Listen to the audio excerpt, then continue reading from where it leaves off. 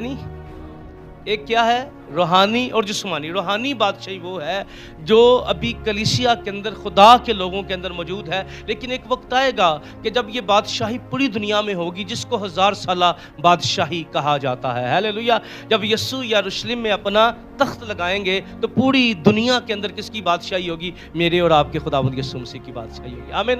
تو ابھی کون سی بادشاہی ہے؟ روحانی۔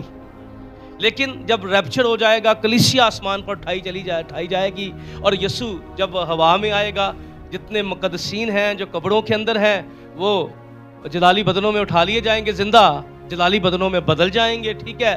اور پھر یسوع کیا کرے گا؟ اپنا تخت لگائے گا اور 1000 سال تک ہر آنکھ سے دیکھے گی۔ ہیلیلویا!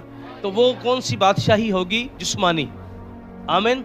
اس لیے ابھی ہم جس زمانہ میں زندگی بسر کر رہے ہیں، یہاں پر روحانی یسوع کی بادشاہی ہے۔ ہیلیلویا!